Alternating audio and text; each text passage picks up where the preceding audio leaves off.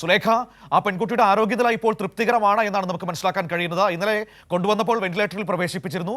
പക്ഷേ ഇപ്പോൾ വെന്റിലേറ്ററിൽ നിന്ന് മാറ്റി അതിതീവ്ര പരിചരണ വിഭാഗത്തിലേക്ക് മാറ്റിയിരിക്കുന്നു, നിരീക്ഷണത്തിലാണ് എന്ന് പറയുന്നു. ഡോക്ടർമാർ ഇപ്പോൾ വിശദീകരിക്കുന്നത് എന്താണ്?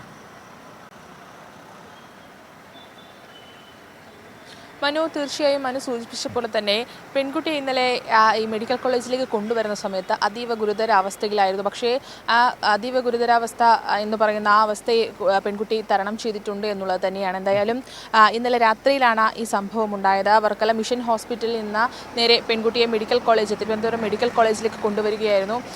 ഇതിനുശേഷം ഇത്തരത്തിൽ അതീവ തീവ്ര പരിചരണ വിഭാഗത്തിലായിരുന്നു പെൺകുട്ടി.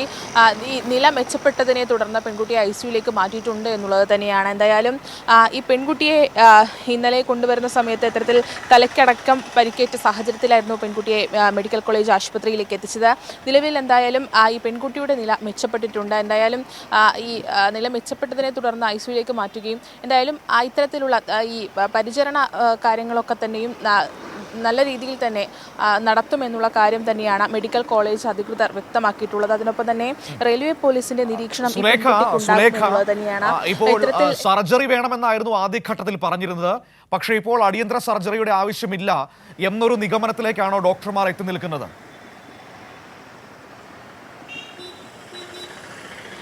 തീർച്ചയായും മനു, അത് തന്നെയാണ്. ഈ നില മെച്ചപ്പെട്ടതിനെ തുടർന്നാണ് ഇത്തരത്തിൽ ശസ്ത്രക്രിയയ്ക്ക് വിധേയമാക്കേണ്ട, അടിയന്തരമായി ശസ്ത്രക്രിയയ്ക്ക് വിധേയമാക്കേണ്ട എന്ന കാര്യത്തിലേക്ക് ഈ ഡോക്ടർമാർ എത്തിയത്. നേരത്തെ ഇത്തരത്തിൽ ഈ അടിയന്തര ശസ്ത്രക്രിയ വേണമെന്നതായിരുന്നു ആദ്യഘട്ടത്തിൽ ഡോക്ടർമാർ പറഞ്ഞതെങ്കിൽ പിന്നീട് ഈ നില മെച്ചപ്പെട്ടതിനെ തുടർന്നാണ് ഈ അടിയന്തര ശസ്ത്രക്രിയ നടത്തേണ്ട എന്നുള്ളൊരു തീരുമാനത്തിലേക്ക് ആശുപത്രി അധികൃതർ എത്തിയത്.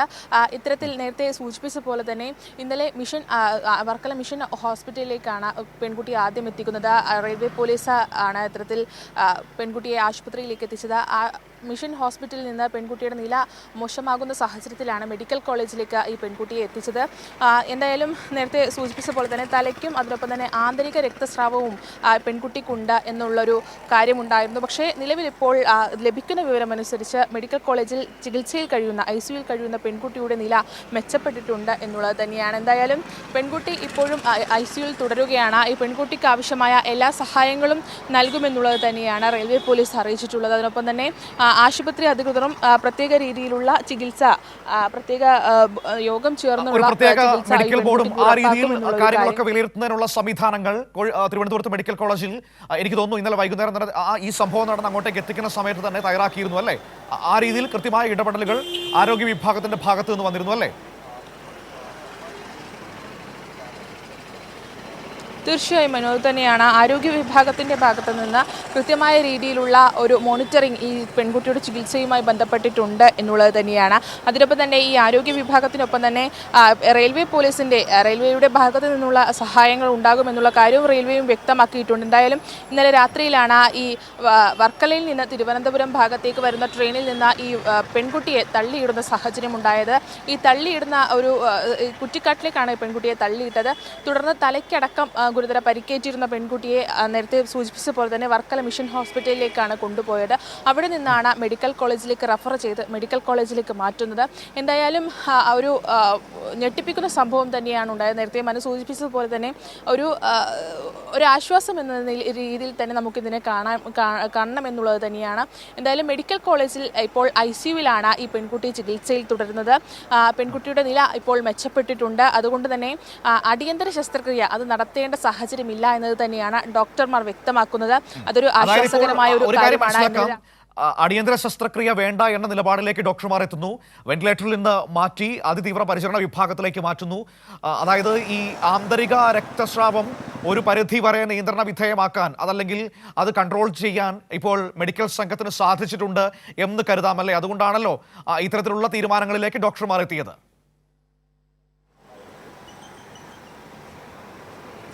തീർച്ചയായും മനു, അത് തന്നെയാണ്. ഈ ആന്തരിക രക്തസ്രാവമാണ് ഈ പെൺകുട്ടിക്ക് കൂടുതലും ഉണ്ടായിരുന്നത്. അതിനൊപ്പം തന്നെ ഹെഡ് ഇഞ്ചുറി, തലക്കേറ്റ പരിക്കും, അതാണ് ഇത്തരത്തിൽ ഈ പെൺകുട്ടിയുടെ നില ഗുരുതരമായി തുടരുന്നൊരു സാഹചര്യം ഉണ്ടായിരുന്നത്. പക്ഷേ ഇന്നലെ രാത്രിയോടുകൂടി തന്നെ ഈ രണ്ട് കാര്യങ്ങളിലും ഒരു കുറവ് വന്നു. അതായത് ആന്തരിക രക്തസ്രാവത്തിലും അതിനൊപ്പം തന്നെ ഈ തലക്കേറ്റ പരിക്കിലും ഒരു മാറ്റമുണ്ടായി എന്നുള്ളത് തന്നെയാണ്. ആ രക്തസ്രാവം, അത് രക്തം പുറത്തോട്ട് വരുന്നതിൻ്റെ അളവ് അത് കുറഞ്ഞു എന്നുള്ളത് കണ്ടുകൊണ്ട് തന്നെയാണ് ഇത്തരത്തിൽ ഡോക്ടർമാർ അടിയന്തര ശസ്ത്രക്രിയ വേണ്ട എന്നുള്ള തീരുമാനത്തിലേക്ക് എത്തിയത്.